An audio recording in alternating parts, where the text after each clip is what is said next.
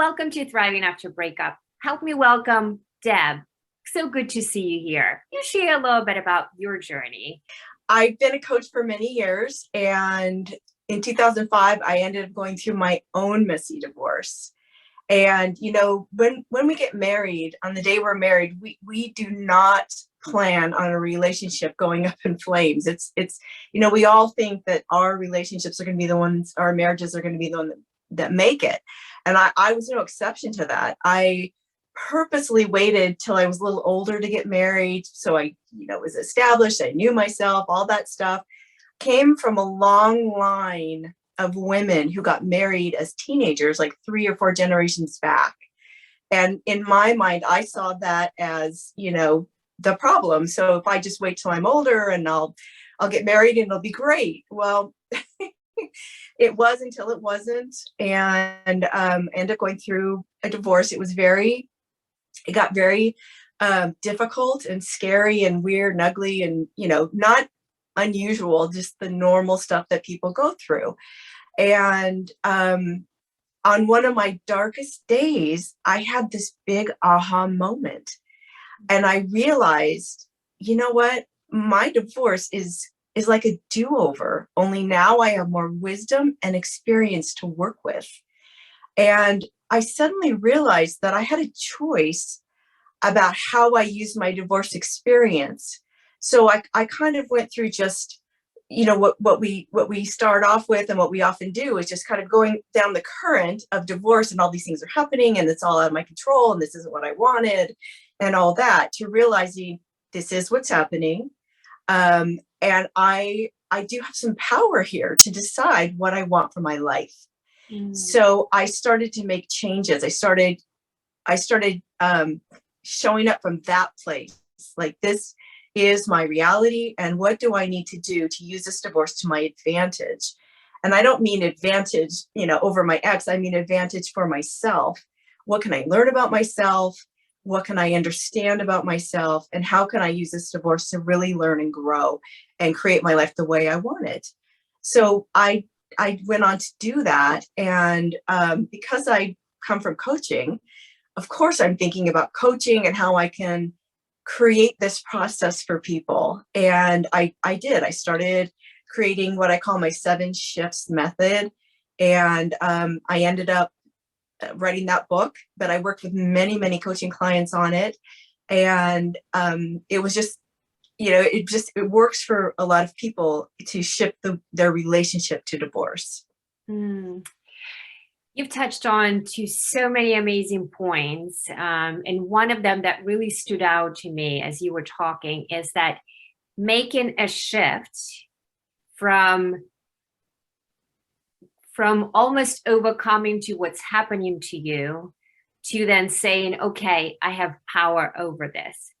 I think it's so important, because when you go through a divorce, the hardship of it is so heavy that it's so easy to turn into negative, outcomes, and even see your future from a negative perspective.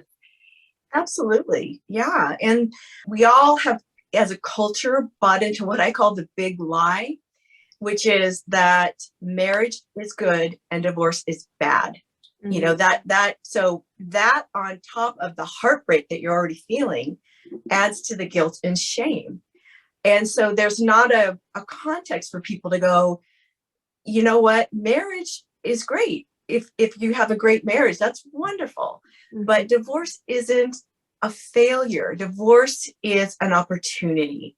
So not all marriages are meant to last a lifetime, and that's okay. And it's time for us to destigmatize divorce and realize that it's normal and even expected that many marriages will have a lifetime that's shorter than a lifespan. Mm-hmm. So once you understand that, once you kind of reframe that and understand that divorce is, it's not a failure of character, it's an important life experience, you can jump from that point to taking your power back, because you can ask yourself, how am I going to use this life experience? And that doesn't mean you don't need to process your feelings, go through your grief, your anger, all of that stuff. That's really important. This is not bypassing that. Those things need to be recognized, honored, felt, processed. But you don't stop there. Then you also say, what are my opportunities? When you talk about reclaiming your power and just really learning and growing out of it, what do you say to your clients who have gone through something really painful, and now they're looking at this experience as nothing good turned out of it? There must be nothing good in the future for me because of my past experience. There's highs and lows and all that in divorce recovery, but getting into that kind of stuck in that place where you're just feeling like this is the worst thing that's ever happened to me, or the worst thing that could happen, and I don't have anything to look forward to now. I do end up working with a lot of people that are in midlife divorces, and they say, this wasn't supposed to happen. We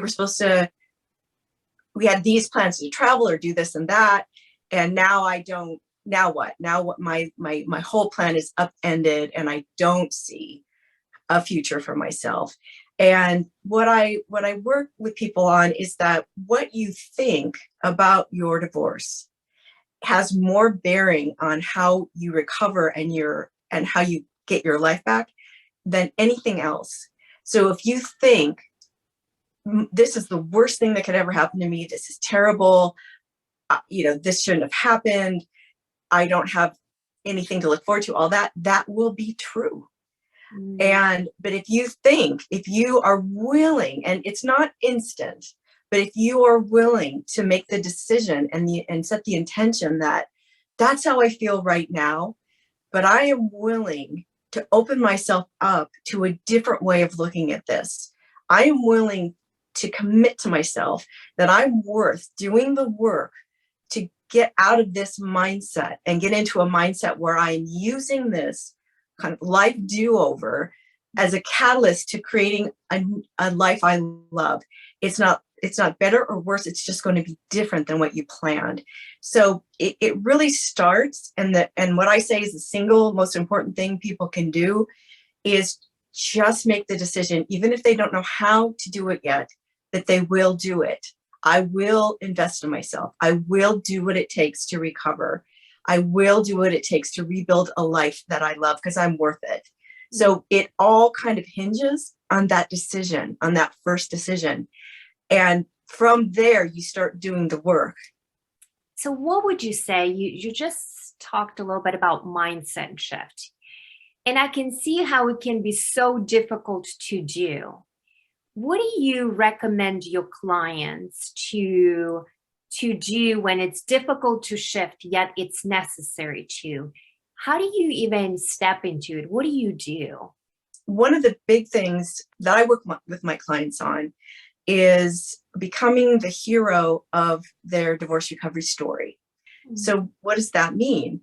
Well, first, it means setting your intention to do what it takes to recover, heal, and thrive after a divorce, whatever that means to you. Whatever support you need, you set your intention, I'm going to do it. And you find your assistants, you find your book, you find your therapist, you find your coach, you find your group, you find your tribe, and you put yourself in it and you start that work.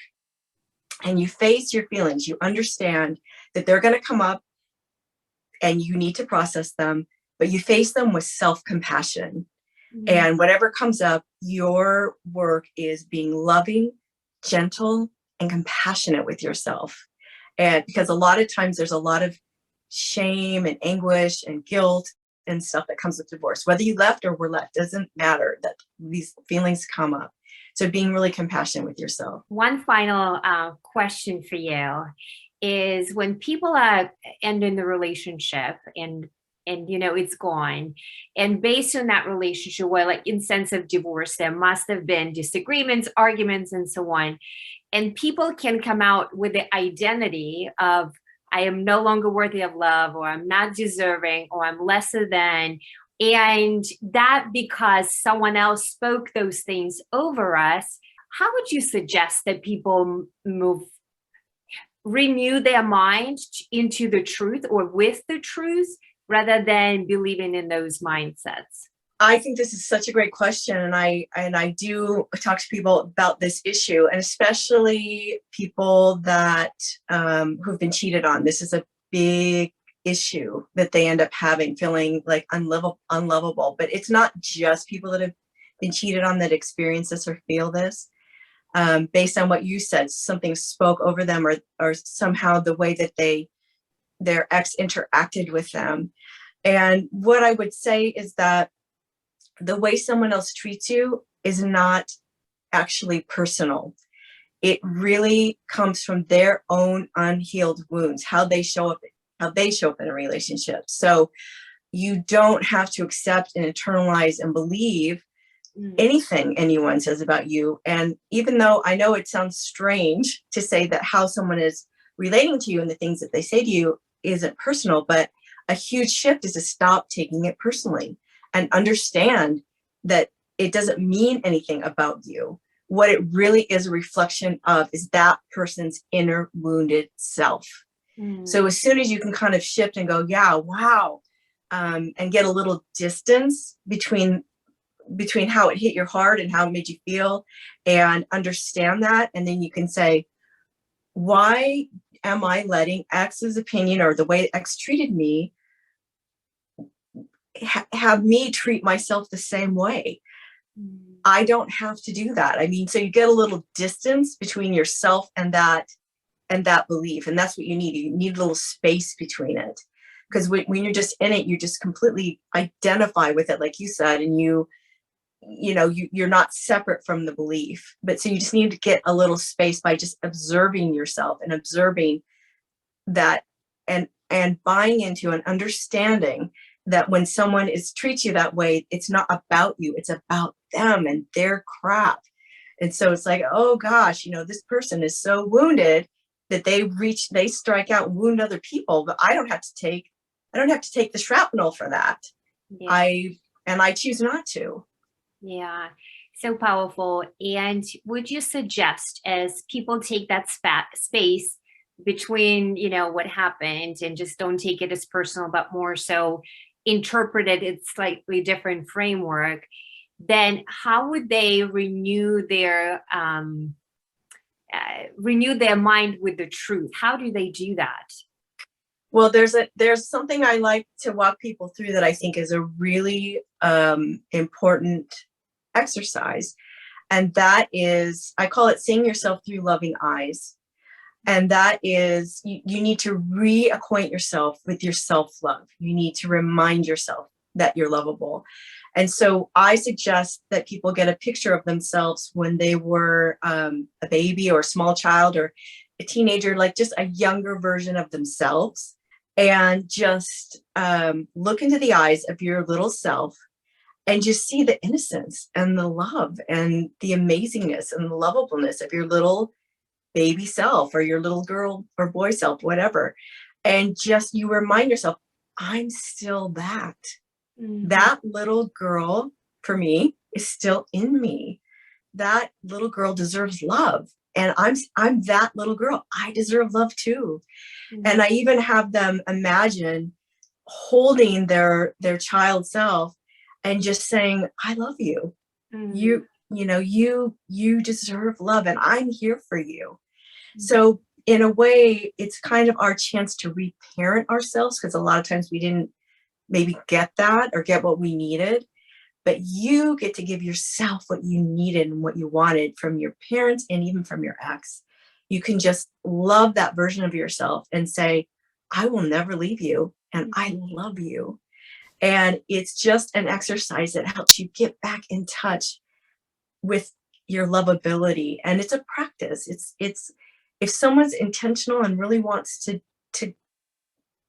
get back in touch with their self-love, I suggest they do it every day for a while. It doesn't have to take long. It's a 5-minute thing. And even putting the little picture of yourself, like on your screensaver, and every time you see it, just send it a little love. That's you loving you. And that helps to rebuild. That's a building block to rebuild your self-love. Oh, it's so beautiful, Deb. Thank you so much for being here. It's just such a wonderful conversation. I know it's going to impact a lot of people. So thank you so much.